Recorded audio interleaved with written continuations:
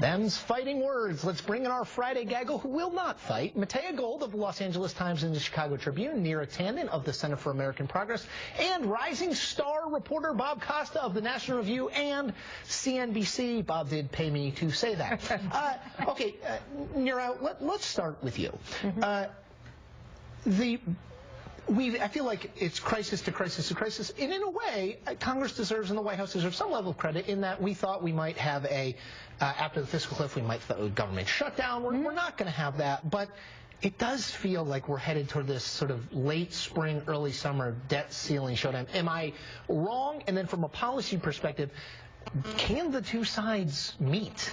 Well, I think it's important to remember that we actually have had $2.5 trillion of deficit reduction agreed to already.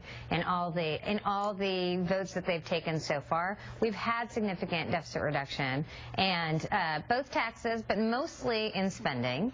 And I would say, it does feel like Groundhog Day because we've gone through 2.5 years. Great movie. Not so great when it's the Congress. Not fun when it's real. Right. And we feel like we have this. I mean, how many times has Speaker Boehner said 1-to-1? I know it's tiring, but the idea that we're going to negotiate the debt limit. I mean, I think the president should refuse to negotiate on the debt limit. He has in the past. And I think he should hold to that position now, because I think the challenge for Republicans is that this whole debate has weighed them down as a party. Their numbers get worse every time they go through these fights, not better. And so that's what I think. I think that's the challenge for them. Neera mentioned the 1-to-1, and we played John Boehner saying, $1 and John Boehner has been very clear saying, look, President Obama got his tax increases with fiscal cliff. Now we're talking on the spending side. Bob, Ron Fournier reported, a National Journal, former AP bureau chief, reported that he says House Speaker John Boehner says the House will not raise revenue. Don't believe him.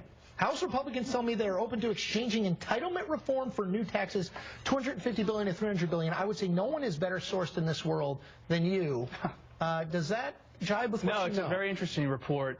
Two things to watch. One, I think Republicans do realize in divided government they want to get entitlement reform done, and the way to get that done in divided government is to agree to some kind of revenue in the form of tax reform. And I think you're going to see Republican not tax increase, not tax rate increases, tax reform. And I think they are willing to do some revenue on that front. The big problem, though, for Republicans heading into this debt limit fight are the House conservatives. They feel like they've given up a lot on the fiscal cliff, on the CR. Are they really going to battle Boehner? And I want to switch subjects.